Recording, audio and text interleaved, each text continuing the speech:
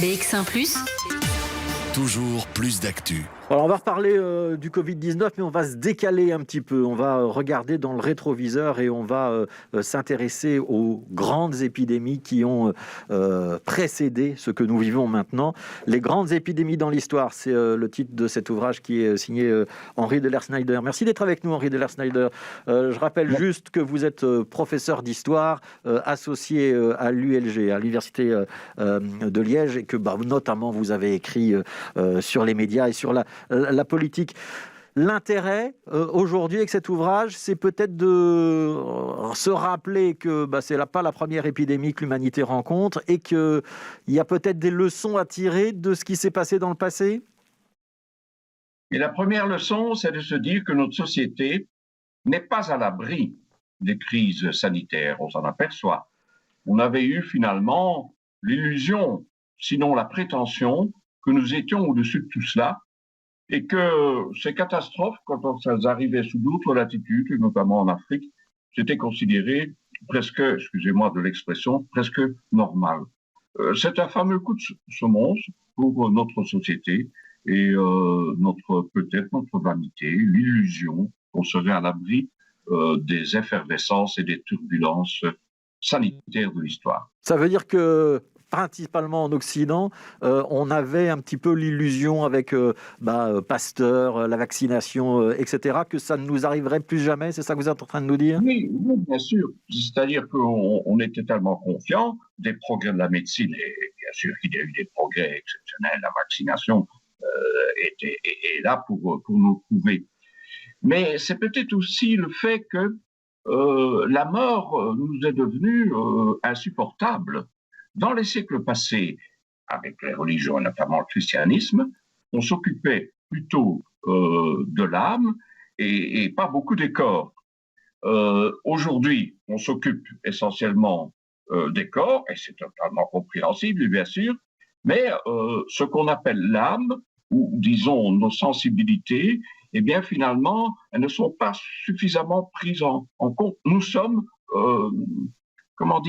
nous sommes vulnérables, nous sommes appelés à la finitude. Or, on avait tendance à refouler cela, et c'est une fameuse leçon qui nous est imposée. Alors, c'est un ouvrage chronologique et qui est en grande partie basé sur beaucoup de citations, notamment que vous empruntez plutôt au monde littéraire d'ailleurs. Il y a quelques descriptions de médecins, mais il y a aussi beaucoup d'extraits d'œuvres littéraires ou philosophiques que vous avez utilisées. La première grande épidémie que vous décrivez, c'est 430 avant Jésus-Christ, si je ne me trompe pas sur la date, et c'est Athènes. Ça va mettre Athènes, qui est quand même à l'époque la cité antique dominante, à terre.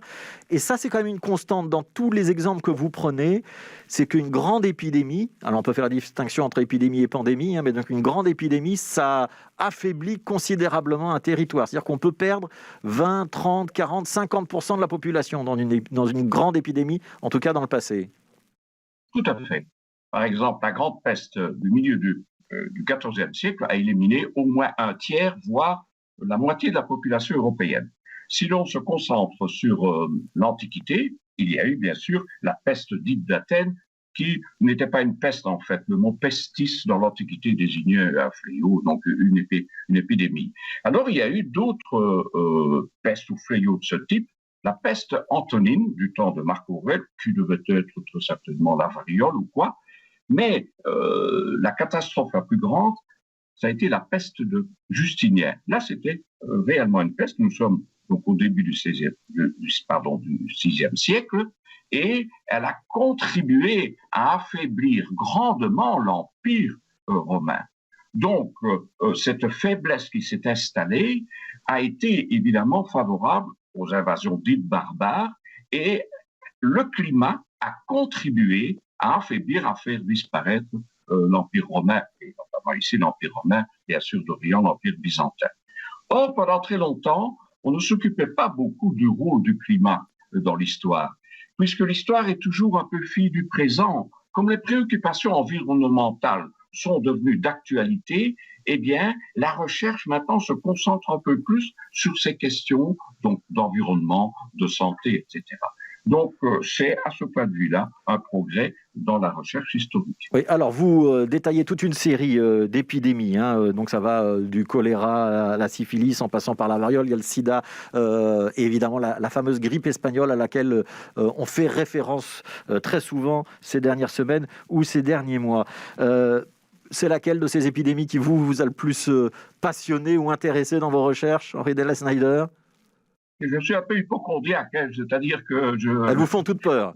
Oui, oui, elles me font peur, mais c'est surtout, comme vous l'avez évoqué, ça a été une façon pour moi de revisiter notamment les témoignages littéraires des auteurs. Ouais. Moi, il y a quelque chose qui m'a très fortement surpris en vous lisant, quelque chose que je ne savais pas, c'est que par exemple, on a un épisode de peste à Paris en 1920, donc c'est quand même très très récent hein, pour une maladie qu'on associe habituellement au Moyen-Âge.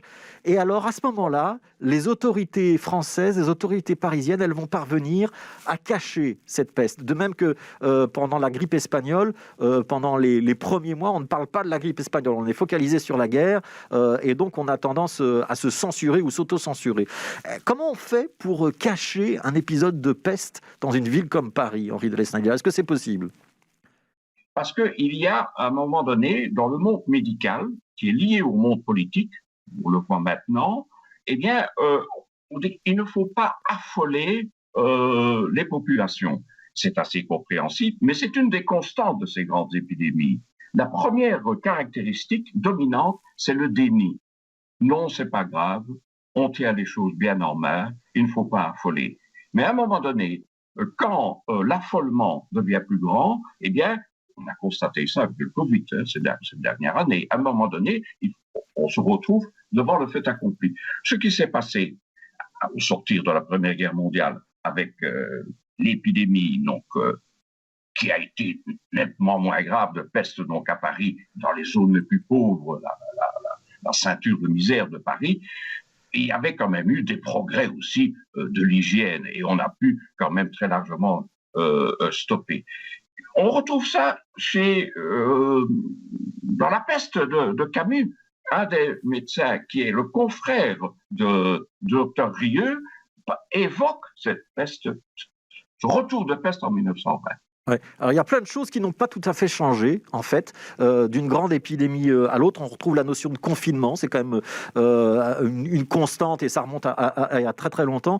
Je pense que la première quarantaine, si je ne me trompe pas, c'est à Venise, hein, dans ce que vous écrivez. Et il y a aussi la notion dont vous venez de faire référence, là, un petit peu à la notion du pouvoir qui essaye de contrôler l'information et de pas démoraliser les troupes et les populations.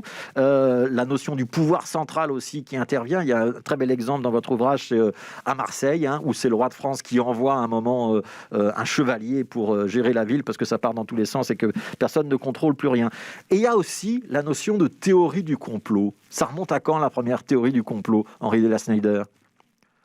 Eh bien, les théories du complot, si on remonte au Moyen-Âge, quand les populations ont peur, elles ont besoin, hélas, de trouver un coupable. C'est ce que Léon Poliakov. Il faut une explication. Voilà, ça peut pas être la nature. Ça ne peut pas être la nature. Comme si la mort devait nécessairement être guidée par une main invisible. Et au Moyen-Âge, c'était essentiellement les Juifs qui étaient d'abord considérés comme les auteurs donc, de l'empoisonnement des sources, des fontaines, etc. Mais on retrouve ça, c'est une constante, par exemple pour le choléra, et quand on relit le hussard sur le toit de Giorgiono, Angelo, le héros, donc de Carbonaro, qui traverse la Haute-Provence, eh bien là, à un moment donné, il est, lui, suspecté comme étant le diffuseur ou le vecteur donc, de la maladie, parce que c'est l'étranger qui passe là-bas. Donc ça, c'est une des... Et on retrouve évidemment cela aujourd'hui, faut-il le dire, où le conspirationnisme et la tentation de conspirationnisme prend de plus en plus du poids de la bête au fur et à mesure du recul, hélas, des Lumières. Ouais. Et alors, on va signaler aussi que, évidemment, la progression de l'épidémie, ça se fait par les voyages, par les échanges. Donc, c'est toujours un petit peu l'étranger qui est responsable. Allez, une petite parenthèse, je pense que c'est sur la syphilis, où vous expliquez que cette maladie, pour les Français, c'est le mal napolitain, si je ne me trompe pas, et pour les Italiens ou pour le reste de l'Europe, c'est plutôt le mal français. Donc, on attribue toujours à l'autre la responsabilité. Un mot sur ce qui s'est passé au Mexique aussi, parce qu'on peut gagner ou perdre une guerre ou une campagne de colonisation avec des maladies et le fait qu'on rencontre des populations qui sont moins immunisées ou pas immunisées du tout contre une nouvelle maladie. Tout à fait, ça a été le grand choc biologique du début des temps modernes. Lorsque les Espagnols arrivent donc, au Mexique, et c'est l'affaire de l'Empire aztèque, ils amènent la variole, alors qu'en gros, ces populations donc, européennes étaient plus ou moins immunisées. Or, les populations amérindiennes, elles, n'étaient pas immunisées. Donc, on a souvent dit que c'était les armes à feu qui expliquaient la victoire des Espagnols, et le rôle du virus donc, dans la variole a souvent été négligé. Ça a été une catastrophe donc, pour des populations qui, elles, étaient donc n'étaient pas immunisées contre ce virus. Voilà, donc il y a cette histoire et beaucoup d'autres dans les grandes épidémies d'Henri de la Snyder. C'est aux éditions Mardaga. Merci beaucoup, Henri de la Snyder. C'est une lecture passionnante, je le redis, où il y a, on apprend plein de choses et où on a beaucoup d'extraits, notamment d'œuvres littéraires. C'est aussi l'occasion de relire un petit peu du Thucydide, par exemple, et d'autres auteurs qu'on avait peut-être un petit peu oubliés. Merci beaucoup, Henri de la Snyder. Donc, lecture essentielle pour ceux qui veulent prendre un petit peu de recul sur la Covid-19.